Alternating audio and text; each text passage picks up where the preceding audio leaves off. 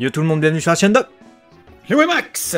On se retrouve en 2025 pour un épisode de Ranma, mais d'abord, bonne année à toutes et tous, et merci d'être là, ça fait plaisir.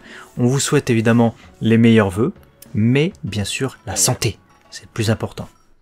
Ouais, la santé, le primordial, santé qui n'a pas été forcément des nôtres entre cette fin début d'année, mais on est là, on revient en force, donc on vous la souhaite très bonne pour 2025 et les années à venir. On va donc pouvoir enfin revenir sur, on le sait, ça fait un petit moment que c'est terminé, mais c'est pas grave, on avait envie de le faire, les 2 derniers épisodes de la première saison de l'Anma, épisode 11, épisode 12. On fera une autre vidéo très rapidement après parce qu'on a des choses à dire sur l'annonce de la saison 2. Et oui, mesdames et messieurs, c'est formidable. Mais d'abord, on va revenir sur les événements de ces 2 derniers épisodes et cette fin de saison. Est-ce qu'elle était belle ou pas belle? Voilà, ça va être tout le contenu de cette vidéo. Je sais que vous l'avez attendu, vous l'aviez réclamé. On n'était pas disponible, hein, vraiment, cette fin d'année, c'était compliqué. Donc il n'y avait que des vidéos sur DB Times, puisqu'elles sortent au rythme de 2 par jour. Là, cette fois, c'est parti. Épisode 11, du coup, qui correspond au chapitre 32 et au chapitre 33. On va jusqu'à la fin du 33. L'épisode 12, quant à lui, correspond au chapitre 34 à 36 du manga. Et puis, pour ce qui est de l'ancienne série animée, la série animée de 89-92, ça correspond aux épisodes 18 à 20. Et on vous en reparlera tout à l'heure avec quelques différences entre les 2 séries. Voilà, donc du coup, à défaut d'être sur des dramas YouTube, on est sur un drama lié à Shampoo. Sur ces 2 épisodes, Shampoo qui, comme vous le savez, est raide amoureuse du coup de l'Anma garçon. Mais par contre, elle veut cisailler notre chère Lanko, donc l'Anma fille. Et dans cet épisode 11, du coup, il va y avoir une petite guéguerre, puisque sur ce début d'épisode, on les voit de nouveau s'embrasser. Je parle de Shampoo et l'Anma garçon. Akane n'est pas très contente, forcément. Donc, la petite guéguerre va s'installer entre les deux jusqu'à ce qu'il y ait, j'ai envie de dire, l'inévitable, l'affrontement entre Akane et Shampoo, qui nous laissera du coup sur un suspense finalement en cette fin d'épisode 11 qui est vite résolu avec ce début d'épisode 12, puisque on pourrait croire qu'elle est morte ou qu'il s'est soit passé quelque chose de gravissime, puisqu'on a d'ailleurs le jeu de Yamaguchi Kappei que j'ai adoré, qui crie comme ça, Akane. Donc la voix de Ranma. Qu'est-ce qui s'est passé? Bon, il s'est pas passé quelque chose de grave, mais quand même, grosse amnésie. Amnésie de ouf, elle se souvient plus que de l'Anma. Hein, les autres ça va, mais alors l'Anma, forget. Ouais, c'est abusé, ça. T'as tous les élèves qui arrivent et tout. Ah, Akane, que t'arrive-t-il? Ah, Minna, ouais, salut les filles, et on se retrouve, genre on se connaît bien, tu sais. Nous, on sait même pas qui c'est ces personnages, tu vois. Et toi, t'es qui, toi? Ok. Et de fil en aiguille, on va tout faire pour essayer de rendre la mémoire à Akane. On va y arriver grâce aux insultes. C'est ça, je veux dire. Bon, ouais, c'est à peu près ça, hein. Hiroke Gane. Et t'as aussi Kawaii Kune. Donc t'es pas mignonne et t'as pas de charme. Grosso modo, c'est ça qui est dit. C'est ça. Donc disons que les émotions négatives vont aller perturber finalement son cerveau, et c'est comme ça qu'elle va revenir, même si Shampoo souligne à un moment donné quand même qu'elle est quand même assez forte, puisque 100% de sa technique n'a pas l'air d'avoir fonctionné. Donc voilà, elle part pas de zéro, mais elle a quand même réussi à se sortir de j'allais dire ce sortilège, non, mais de cette technique. Technique secrète qu'il faut exposer, ouais. Hein, c'est quand même une technique secrète chinoise qui repose sur un shampoing, un massage. Elle s'appelle shampoo après tout. Shampoo, c'est shampoing en anglais. Hein. Ouais, voilà. Vous technique secrète du massage crânien qui permet de toucher des points et de faire perdre la mémoire avec une lotion spéciale, hein, évidemment. Et il y a d'ailleurs une lotion, un peu un antidote, hein, finalement, une contre-lotion qui permet de recouvrer la mémoire. C'est après ça que Ranma en a, et du coup, il se met en tête d'aller chercher l'antidote en Chine, vu que Shampoo ne veut pas lui donner. Mais finalement, elle cède si jamais il accepte ses avances, et là, il y a un petit retournement de situation aussi. Ouais, petit retournement de situation, puisque Shampoo apprend. Alors, on s'en était pas rendu compte, hein. Elle est d'une naïveté absolue, mais on l'a quand même vu à maintes reprises s'endormir avec l'Anma garçon, se réveiller avec Lanko. Elle a juste envie de la tabasser, mais elle s'est pas posé la question de pourquoi il y a aussi souvent des changements physiques de cette personne. Bon, peu importe. Mais du coup, la nana lui dit, écoute, moi, je suis à la fois le garçon, mais la nana, c'est moi aussi, en fait. Et là, bon, ça lui brise le cœur. Shampoo a le cœur brisé, et elle s'en va, en larmes. Et finalement, cette fin de première saison se termine sur ça, sur des adieux, puisque elle prononce d'ailleurs ce terme disant adieu en chinois. Donc on se dit, c'est fini, on retourne chez elle, on verra plus Shampoo, mais Yoga et Ranma discutent, Ranko même je crois de mémoire, sur les toits, disant c'était quand même bien quand elle était là finalement. Donc que va-t-il se passer? Suspense. J'ai été étonné par cette fin de saison. Parce que terminer comme ça un remake, c'est étonnant.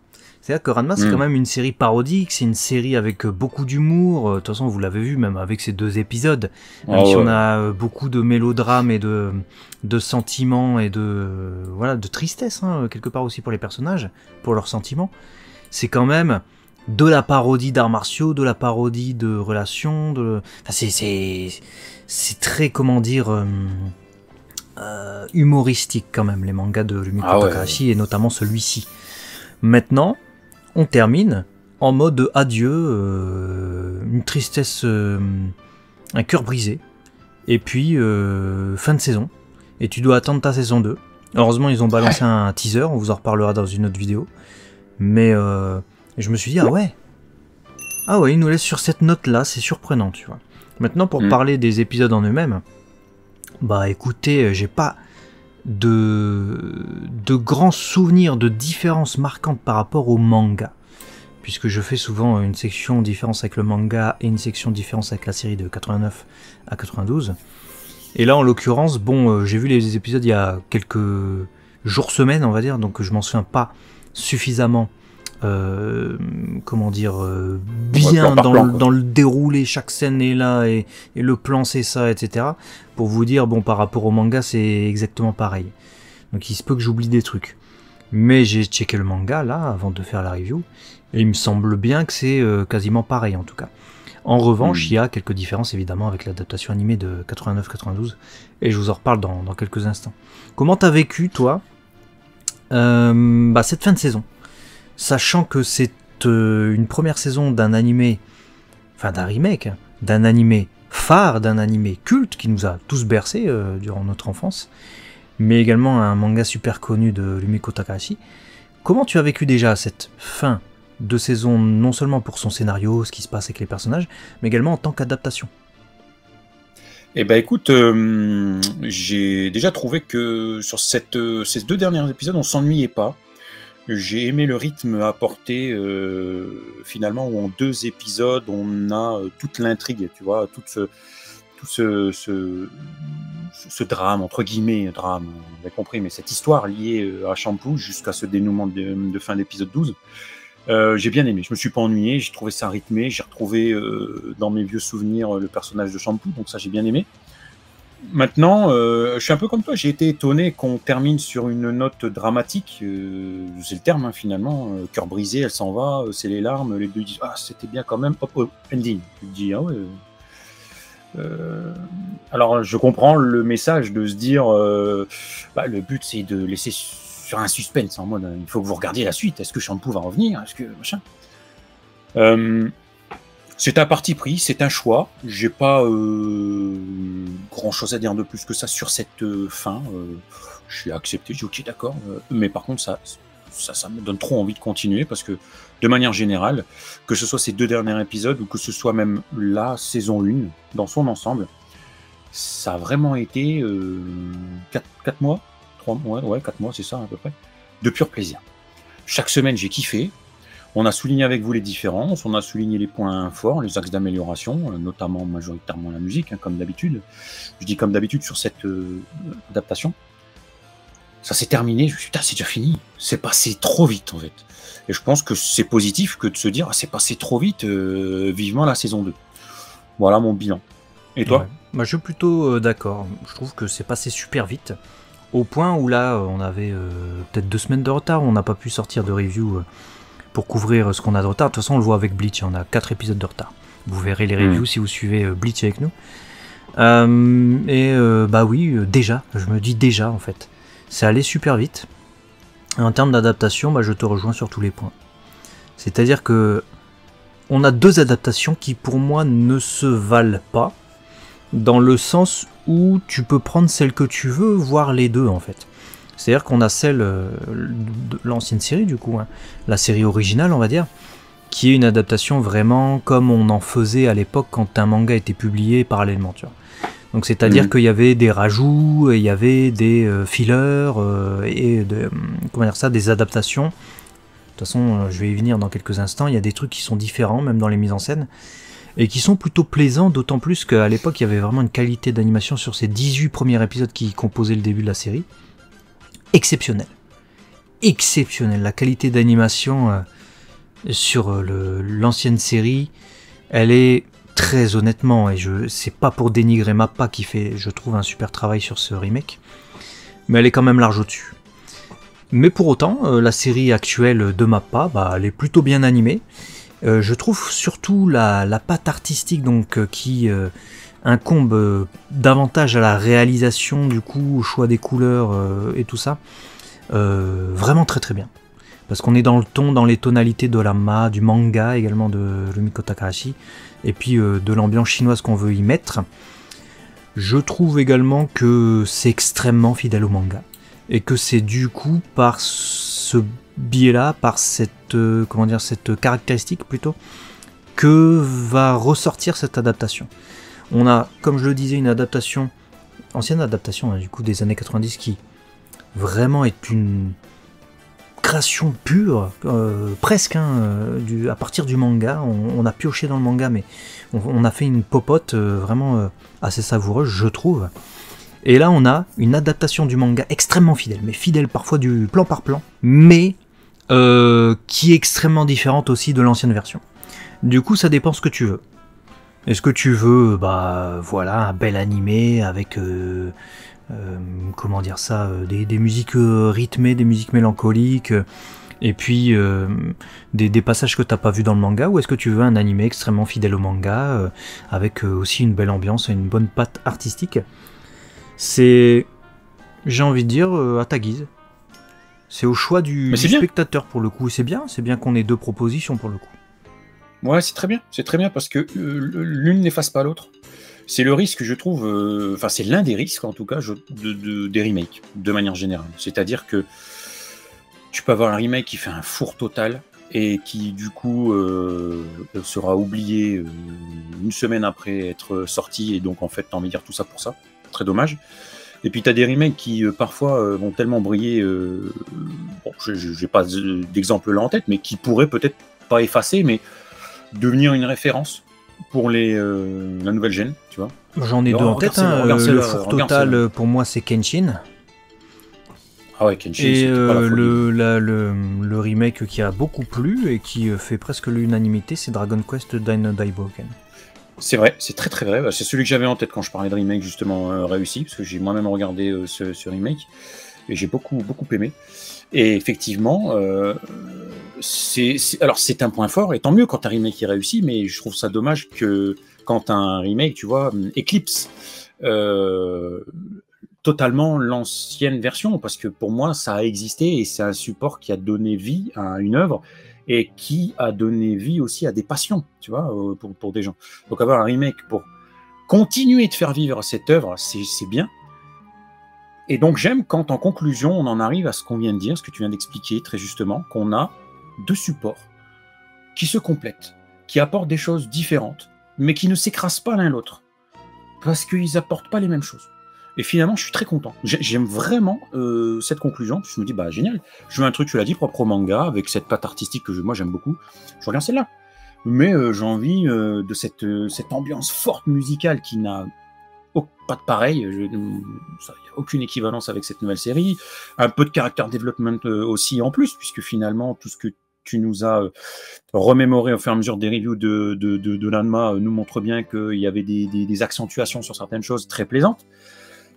Différent. Donc vraiment, pour le coup, je trouve que c'est une réussite finalement, que d'avoir constaté ça pendant 12 épisodes, et j'espère qu'on continuera sur cette lancée-là. Bon, clairement, c'est bien. Bah écoutez, ça fait une très bonne transition avec les différences avec l'ancienne série animée que je vais aborder maintenant, puisque tu parlais de développement de personnages. Shampoo est un peu plus taquine, je trouve, dans l'ancienne version, puisque il y a un rajout carrément au moment où Ranma tombe sur elle alors qu'il court dans la rue pour aller se rendre en Chine, où finalement elle déverse une tonne de fausses potions, histoire qu'il ne trouve pas la vraie. Donc il y a un côté comme ça, plus, comment dire, je joue avec toi, qu'on a moins, je trouve, dans cette nouvelle version. Parce qu'évidemment, ça c'était un rajout pour développer le personnage dans l'ancienne série. C'était pas mal. Et puis d'ailleurs, cette scène enchaîne directement avec la scène du décolleté, hein, avec la lotion qui est placée là pour que Ranma ne puisse y accéder. Et cette scène se passe sur les toits dans la nouvelle série animée, également dans le manga. Pas du tout dans l'ancienne série animée, c'était en pleine rue. Hein. Donc c'était assez différent. Et un truc qui est très très drôle dans la version de 89, c'est quand t'as ce passage où Akane va frapper Ranma parce qu'elle vient de se souvenir de ces phrases traumatiques. Hiroke gane, Hiroke gane, kawaii kune, etc. Dans l'ancienne série, t'as le panda qui est en train de faire un mixage sur un clavier. Il a enregistré Ranma au micro en train de dire la phrase. Et c'est lui qui les fait répéter. Et du coup, Akane, elle pète un câble parce qu'elle entend les phrases, comme je vous les ai dites à la suite comme ça. Et elle va le fracasser du coup contre le sol. Donc ça c'était assez marrant, du coup on l'a pu forcément parce que c'était un rajout aussi. Sinon un bon rajout qui pour moi cette fois-ci, il n'y a même pas de débat enfin il n'y a même pas de débat, c'est mon avis hein, évidemment, mais surpasse largement ce que j'ai vu dans ce remake.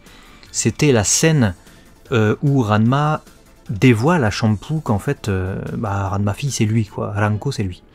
C'est la scène où il se verse du coup le seau sur la tête et où elle va pour l'attaquer, etc. Dans l'ancienne série animée.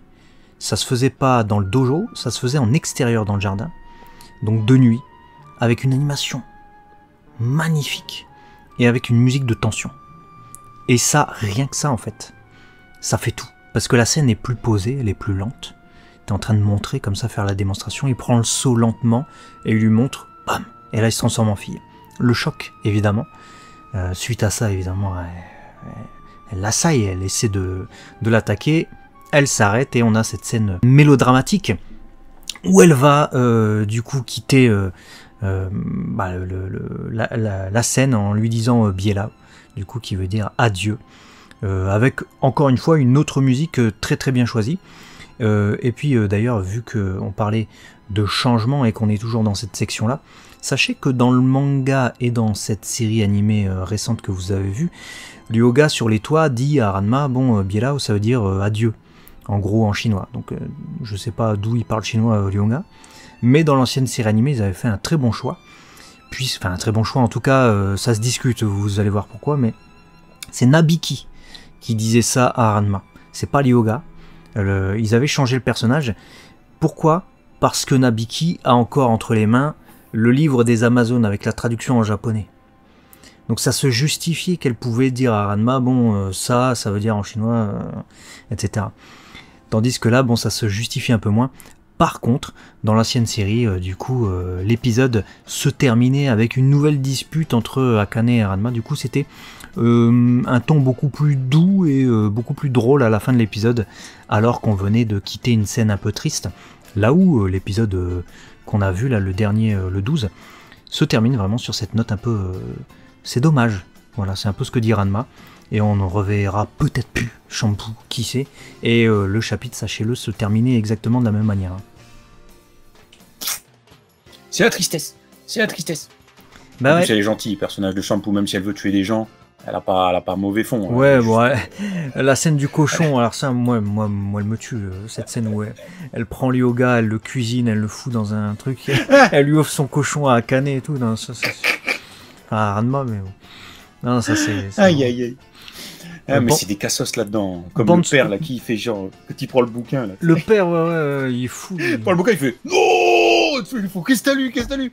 Je sais pas, je parle pas chinois. Mais c'est des cassos, hein. Ah ouais, c'est des cassos, Mais elle en joue Akane parce que il fait j'espère que tu m'as pas oublié. Ah, vous êtes qui? Et là il se met à chialer évidemment et puis non mais non je t'ai pas oublié et tout. Elle a oublié que Ranma donc du coup ça va, toute sa famille est tranquille. Et puis Tofu, on en parle de Tofu qui déchire le livre alors qu'il y a la solution dedans, tu vois. Non, ça casse. Je voulais parler de la bande son avant de terminer. Vas-y. Parce qu'il y a pas mal bah, la bande son, vous savez, c'est un aspect important de ces reviews de Ranma, hein, vu que on n'a pas grand chose à se mettre sous la dent avec la nouvelle série animée, malheureusement. Niveau musique, niveau seiyuu, c'est impeccable, j'ai trouvé que c'était génial. T'as souligné tout à l'heure le seiyuu de Ranma qui est très très bien. La seiyuu de Shampoo, j'en ai peut-être pas parlé, je sais plus, parce que ça remonte à maintenant au moins un mois, mais quand on l'a découvert dans les épisodes, mais j'avais peur du coup la voix de Lei Sakuma, donc Sakuma Lei. Quand on avait vu le trailer à l'époque, et quand on l'a vu dans les épisodes, elle est vraiment impeccable et ça se confirme avec cette fin de saison où j'ai trouvé que elle était totalement dans le rôle, voire encore mieux qu'à l'époque, ce qui est assez rare pour être souligné. Et puis pour parler des musiques, bah j'ai bien aimé les musiques de romance qu'on avait quand Ranma tenté de rappeler à Akane qui il était. On a même d'ailleurs un rajout dont je vous ai pas parlé où il s'arrose lui-même avec comment on appelle ça, un tuyau d'arrosage en pleine rue, et puis ça se termine sur un gag où elle dit se pourrait-il que, et là il bloque, il fait ouais ça y est, se souvient, vous soyez un travesti. Ah non c'est pas ça, bah merde alors. Non, donc ça, c'est des petites scènes comme ça qui ont été rajoutées à l'époque dans la série animée qui donnait un bon cachet avec ses musiques. On a aussi le thème de Ryoga à la fin de l'épisode 19, mais qui est utilisé là pour Ranma qui porte Akane et qui cherche Shampoo. Shampoo, tu vois, il essaie évidemment de faire en sorte qu'Akane puisse retrouver la mémoire. Et on a aussi une musique de Cassos sur ce passage qui, j'espère, tu t'en souviens, quand Ranma il dit... bon, je vais me transformer en fille, mais faut que vous me battiez. Faut que j'ai plein de coups pour montrer que voilà, j'ai été mise KO, etc. Comme ça, Shampoo voudra plus me tuer. Et du coup, t'as les deux pères, ils sont là. Ouais, merci. Et il lui tape dessus et tout. Bon, on avait une musique de Cassos et tout à l'époque. Non, ça c'était excellent. Et puis, la musique de Tourment sur les adieux de Shampoo dont je parlais tout à l'heure, qui est... une musique indétrônable dans les BGM en tout cas de l'ancienne série animée. Ouais, bah, l'ancienne série animée de toute façon jouit d'une puissance musicale incroyable, ça fait partie des thèmes cultes de l'époque, hein. Donc clairement c'est compliqué de passer derrière, et on l'a vu avec cette nouvelle adaptation animée qui n'a pas proposé du caca, hein, attention, hein, mais qui n'a pas non plus proposé des thèmes forts, des thèmes mémorables où on aurait pu avoir, je sais pas. Ouais, un thème. Je trouve, et je vais peut-être me répéter, je ne sais pas s'il l'avait déjà dit, mais je trouve qu'à l'époque, on savait créer des thèmes par personnage ou par lieu. Je trouve qu'il y avait cette puissance musicale, ce génie, cette inventivité de trouver une thématique musicale et dire ça, ces quelques notes assemblées, ce sera un thème fort de Ranma. Celui-là, ça sera le thème de Ryoga. Et on retrouvait ça dans beaucoup d'œuvres. Dragon Ball, Senseiya, Ranma. Et je trouve que maintenant, non, ils ont énormément de mal à créer des thèmes, en fait. Ils font des musiques accompagnatrices, loin d'être dégueulasses, hein, mais on s'investit moins. Et ça reste un bémol pour moi. C'est bizarre, hein, parce que c'est pas des mauvais compositeurs. En plus, ils ont des carrières longues comme le bras, ils ont travaillé sur d'autres séries animées, etc. Mais c'est vrai que on n'a plus ces musiques thématiques, ou en tout cas on ne les entend pas. Le volume est moins présent, le gain n'est pas là pour nous immerger, je trouve, dans les scènes. J'ai retrouvé la seule musique, encore une fois, tu sais, la seule musique que j'ai retenue de ces 2 épisodes de fin, là, de la nouvelle série animée, c'est le thème sur lequel Akane avait pleuré, il me semble, chez le Docteur Tofu, qu'on a entendu dans un des 2 épisodes. C'est tout. Ah ouais, peut-être. Ils ont peut-être monté un peu le son, et je me suis dit, mais c'est tout. Mais tu vois, c'est encore du peut-être. C'est peut-être que, il me semble que, mais c'est pas... ce qui est pas normal. T'as vu le thème. Alors que tu vois, l'ancienne série animée, là, j'ai mis les 2 épisodes vite fait, franchement, pour voir les différences, pour vous faire toutes les notes et tout, évidemment, avec la review. Je les ai pas regardés en entier, les épisodes. Et ben, à chaque fois, j'ai été happé par les musiques. Donc ça me faisait regarder des scènes en entier en tout cas.